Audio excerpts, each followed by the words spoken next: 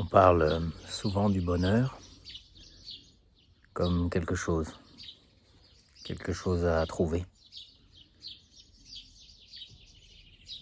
Si on prête attention à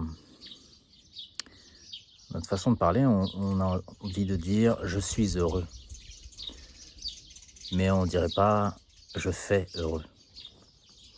Si vous dites « je fais heureux », ça veut dire vous dites « je me donne l'apparence de quelqu'un d'heureux, mais je ne le suis pas ». Chercher son bonheur à l'extérieur, dans le faire,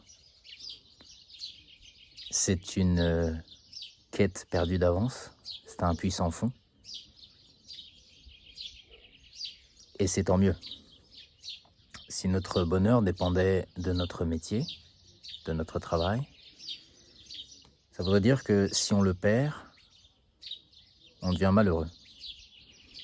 Et vous me direz, certains sont devenus malheureux dès qu'ils ont arrêté de travailler parce qu'ils se sont mis à la retraite ou parce qu'ils ont perdu leur emploi par licenciement ou autre. Mais je crois qu'il y a une confusion, car ce n'est pas tellement le métier en soi qui nous rend heureux, mais c'est notre état d'être, la façon dont on le fait. Pourquoi un homme qui taille des pierres ou un autre qui est dans un bureau devant un ordinateur peuvent tous deux être heureux, indépendamment de ce qu'ils font? Je suis sûr que autour de vous, vous avez des gens qui font le même métier et l'un est souvent mieux disposé que l'autre, tandis que l'autre paraît dépressif. Pourtant, ils font le même métier, peut-être même les mêmes missions. Ils ont à peu près les mêmes horaires, la même équipe, le même chef. Et encore une fois, ce serait fort injuste que notre bonheur dépende de plein de paramètres extérieurs. On peut aussi chercher son bonheur dans une relation, chez quelqu'un, attendre que quelqu'un nous sauve. Si vous attendez de quelqu'un votre salut, vous vous faites prisonnier.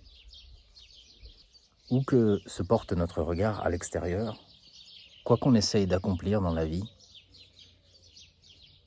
ça ne fera pas notre bonheur. Nous pourrons en retirer de la fierté, de la gloire, de l'argent. Nous pourrons améliorer nos qualités, nos conditions de vie, notre mode de vie, mais pas notre bonheur. Le bonheur, donc donnons-en une définition, c'est un état durable de bien-être, ou à défaut d'être durable, un bien-être profond, une joie auquel on aurait accès quand on voudrait. Vous avez peut-être été amoureux un jour, et tout d'un coup, tout vous paraissait bien, joyeux, le monde était parfait. Et puis peut-être que le sentiment amoureux s'éternit,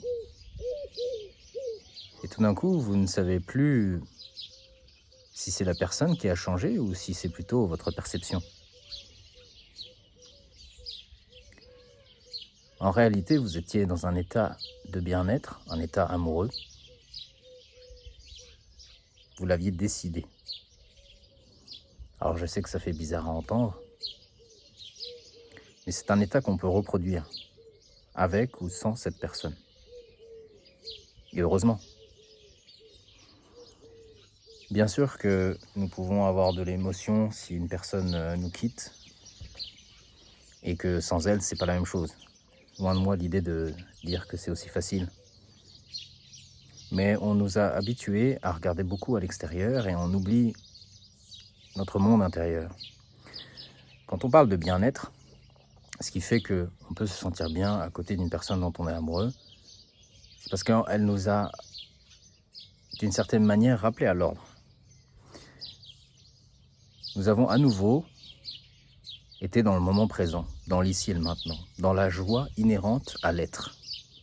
Plus rien n'avait d'importance, ni le futur, ni le passé, ni quoi que ce soit à l'extérieur. Dans bien-être, il y a être bien, être là. D'une certaine manière, on pourrait dire que quand on est bien,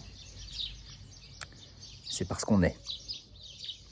C'est parce qu'on est présent, qu'on est en pleine conscience, qu'on n'est pas accaparé par nos pensées, en particulier par un mélodrame dépressif. Je ne dis pas que la dépression est facile à guérir, je ne dis pas que vous le faites exprès si vous êtes dépressif. J'essaye d'éclaircir certaines choses, et en particulier des moments où on se croit malheureux à cause de faits survenus à l'extérieur de nous. Mais si on regarde attentivement et qu'on est honnête intellectuellement avec soi-même, on s'aperçoit que ce sont nos pensées. Il y a un mélodrame qui nous martyrise, un bourreau dans notre tête. Et toutes ces pensées créent une tension, du stress, des émotions fort négatives et dures à vivre dans le corps. Et ça peut devenir une habitude.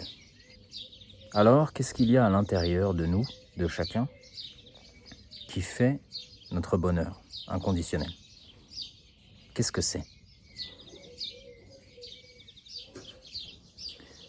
Eh bien, c'est quelque chose qu'on pourrait appeler le Tao, l'être, ou Dieu, ou l'amour. On ne sait pas le définir avec des mots. Ça va au-delà de la pensée, au-delà des mots. C'est dans le ressenti. Et donc, cette vidéo arrive à son terme, car je ne peux pas vous décrire ce que vous pourriez ressentir à regarder au-dedans de vous et à ne plus chercher, bien sûr, votre bonheur à l'extérieur. Vous pouvez essayer de décrire cette sensation en commentaire, si vous en avez envie.